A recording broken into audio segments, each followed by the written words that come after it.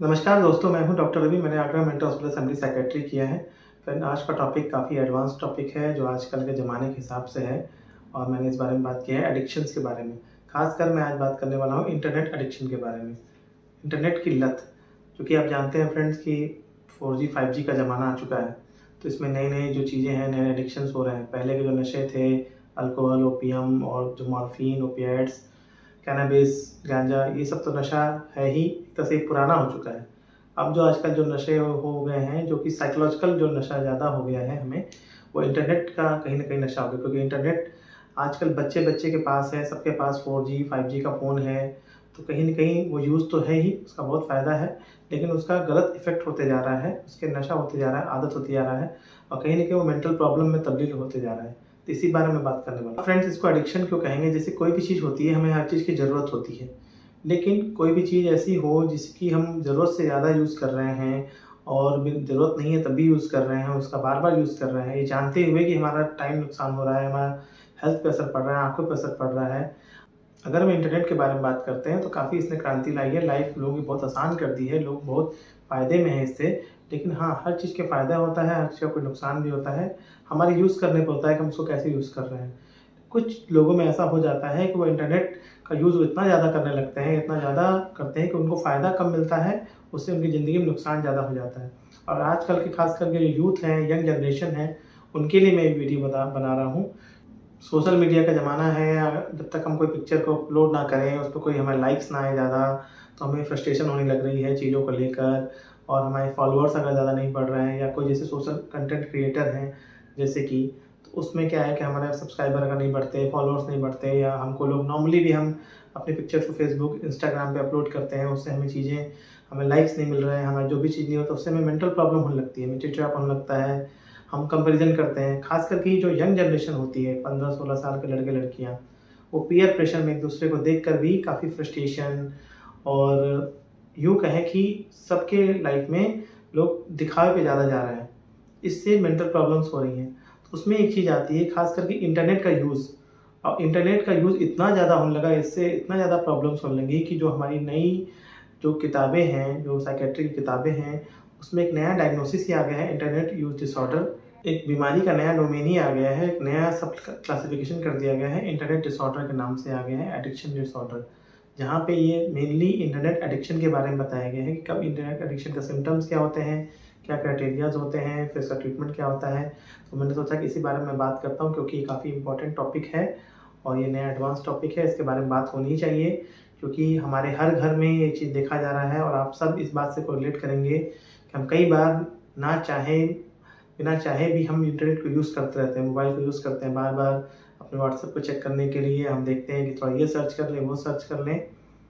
तो चलिए इस बारे में बात करते हैं। तो मैं पहले से कुछ सिम्पटम्स के बारे में बात करूँगा इंटरनेट एडिक्शन के बारे में। कुछ 5-6 सिम्पटम्स होते हैं। सबसे पहला सिम्पटम होता है pre occupation with internet activity. मतलब कि इंसान सुबह से उठता है और उसके बाद इंटरनेट अपना देखने लगता है। उसका दिन भर जो होता है, उसकी ज़िंदगी की पूरी एक्टिविटी ही प्री ऑक्यूपाइड हो जाती है, मतलब पूरी कवर हो जाती है। ज़िंदगी पूरी उसकी पूरी सिमट जाती है इंटरनेट में।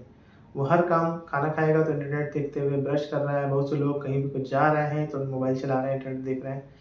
काम नहीं है तब भी देख रहे हैं। तो उनकी ज़िंदगी में इंटरनेट का यूज़ बहुत ज़्यादा हो गया है। दूसरा लक्षण इंटरनेट एडिक्शन का है कि भाई उनका टॉलरेंस बढ़ता जा रहा है।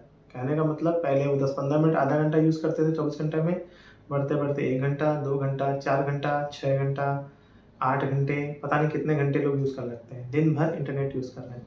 ये चीज़ ज़्यादा पाई जाती है जो सोशल मीडिया क्रिएटर्स हैं, जो आजकल एक ये फ़ैशन चल गया है, नया करियर के रूप में जो देखा जा रहा है। यूट्यूब, फ़ेसबुक, जिस पे लोग अपने वीडियोज़ बनाते रहते हैं। मैं भी बनाता हूँ, लेकिन मेरे एजुकेशनल वीडियोज़ जो होते हैं और मेरा एक टाइम शेड्यूल बना हुआ है। मेरी पर्सनैलिटी बन चुकी है, मेरा एक करियर है।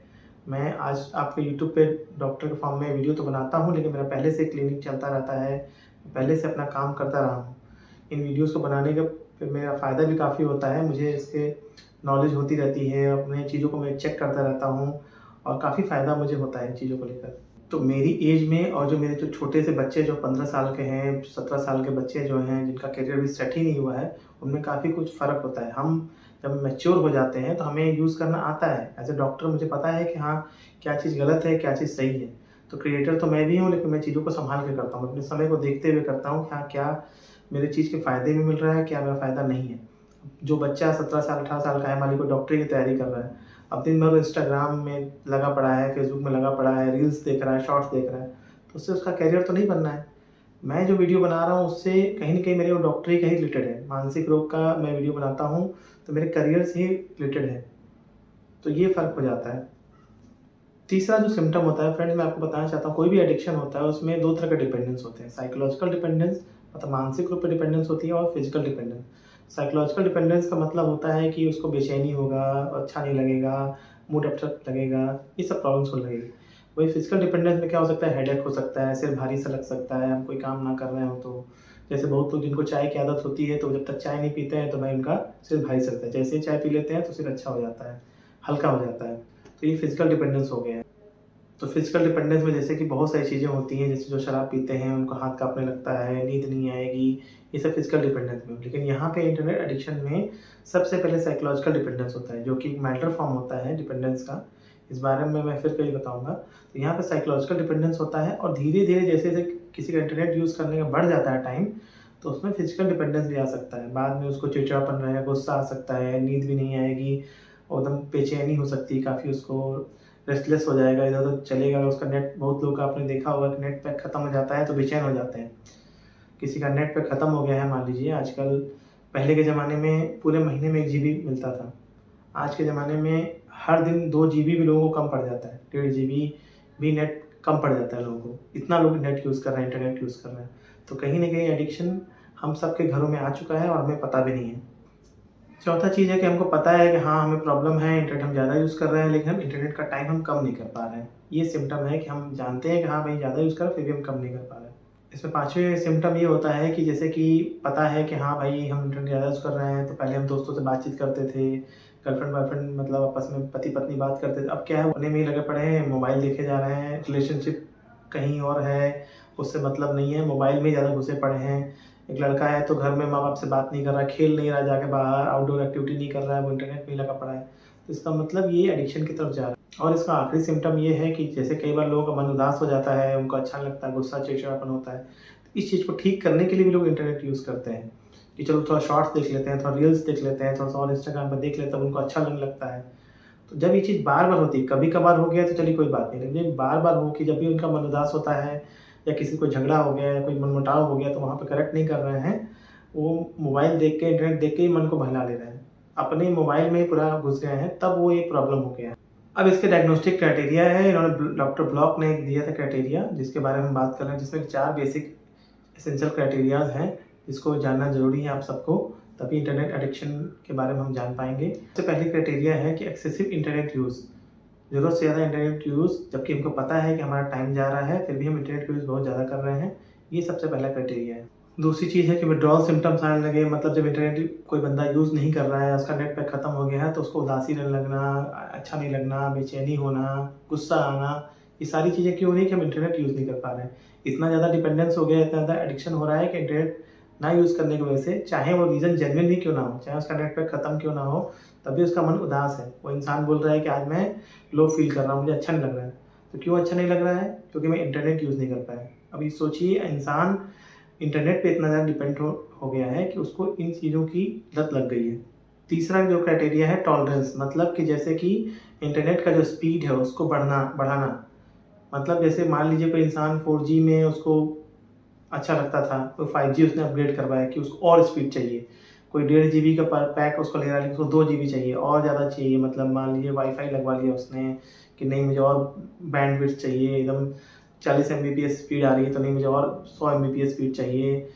क्यों? उसका काम चल जाएगा कम में, 1.5 जीबी में उसका काम चल जाएगा, उसका 40 जीबी में काम चल जाएगा। लेकिन चूँकि उसको लत लग गई है, उसको और डाउनलोडिंग करना है, और उसको चीज़ें सर्च करना है, चेकिंग करना है नेट पे, तो ये सब चीज़ें होने लगी हैं उसको। इसको आप ऐसे भी समझ सकते हैं, जैसे कोई इंसान अल्कोहलिक होता है, शराब पीता है, शुरू में उसका 1 पैक से मन भर जाता है, उसको अच्छा लगता है, उसको नींद आ जाती है, सब ठीक लगता है। धीरे-धीरे करते-करते 1 पैक, 2 पैक, आधा बॉटल, फिर कुछ लोग 1 बॉटल भी चले जाते हैं, उनका टॉलरेंस बढ़ जाता है। उनका जो कहते हैं ना कि पीने की क्षमता बढ़ जाती है, उसी तरह से यहाँ पे नेट यूज़ करने की क्षमता बढ़ जाती है।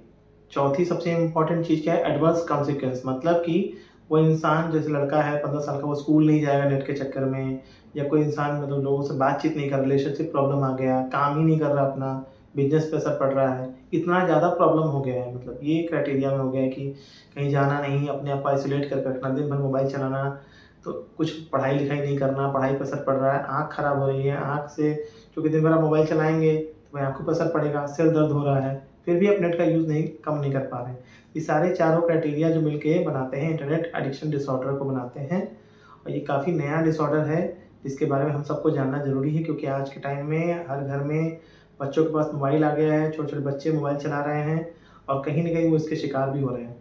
जो इसका इलाज होता है थोड़ा-सा टेक्निकल होता है, क्योंकि इसमें साइकोथेरेपी भी दी जाती है, साथ में अगर ज़रूरत पड़ती है तो मेडिकेशंस भी दिया जाता है। अब चूँकि इसमें साइकोलॉजिकल डिपेंडेंस ज़्यादा होता है, इंसान के मन पे जो हावी होता है, नेट ज़्यादा हो जाता है, तो साइकोलॉजिकल इश्यूज़ काफ़ी आ जाते हैं।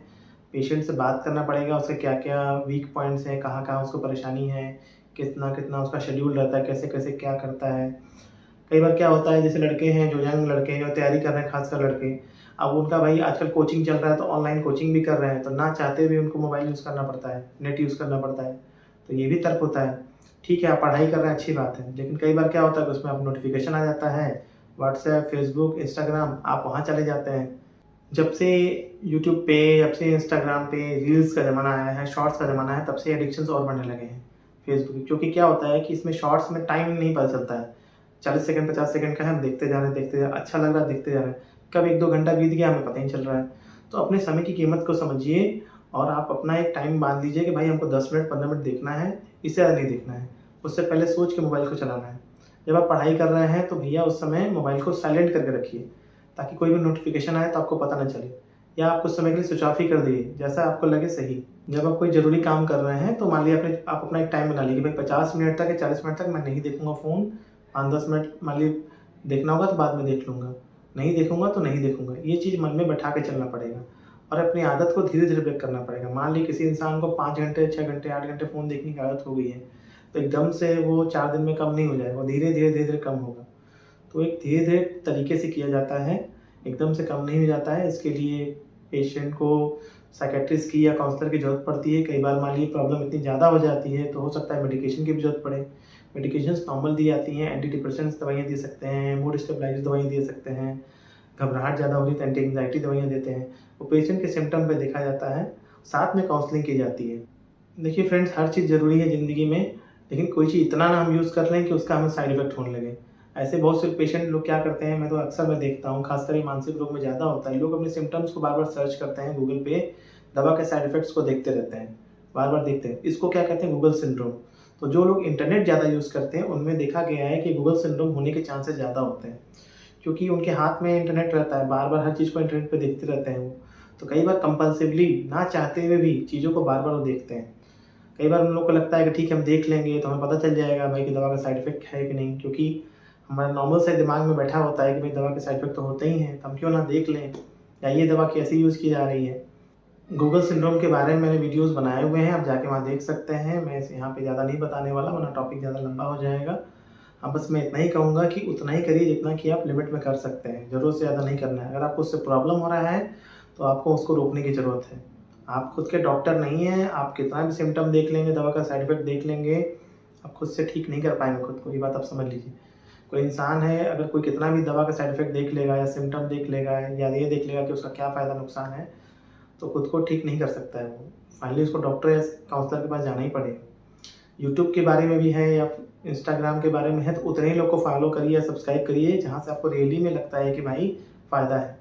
नहीं तो होगा क्या, दिन भर नोटिफ़िकेशंस आते रहेंगे, फिर आप दिन भर वीडियोज़ देखते रहेंगे। देखिए, सबका काम है वीडियो बनाना। अगर मैं अपनी बात करूँ, मेरा भी काम वीडियो बनाना है। आपको, अगर मैं अपनी बात करूँ, मेरे जो वीडियो आपको लगते हैं यहाँ देखने लायक है, उसको देखिए, नहीं देखना है मत देखिए। आपको लगता है कि भाई चैनल को सब्सक्राइब करना ठीक है, तब करिए, वरना आपकी मर्ज़ी है। मैं तो यही बात बोलता हूँ कि आपको अच्छा लग रहा है तो देखिए, देखना है तो पूरा देखिए, वरना होगा क्या कि फ़ायदा नहीं हो पाएगा, ठीक है? तो काफ़ी इम्पोर्टेंट टॉपिक था इंटरनेट एडिक्शन डिसऑर्डर, इसके बारे में मैंने बात किया, और इसमें जो भी प्रॉब्लम होगी आप मुझे कमेंट करके बताइएगा। अच्छा लगे तो किसी से शेयर करिएगा, और अगर आपको मेरे वीडियोज़ अच्छे लगते होंगे तो सब्सक्राइब भी करिएगा। हाँ, लेकिन अपनी पढ़ाई-लिखाई, अपना करियर, अपना बिज़नेस सब ध्यान रख के करिएगा। कोई भी चीज़ यूज़ करिए समय के साथ करिए और हिसाब से करिए, तब आपको बिल्कुल प्रॉब्लम नहीं होगी। मिलते हैं फ्रेंड्स आपसे एक नए वीडियो में, तब तक के लिए नमस्कार।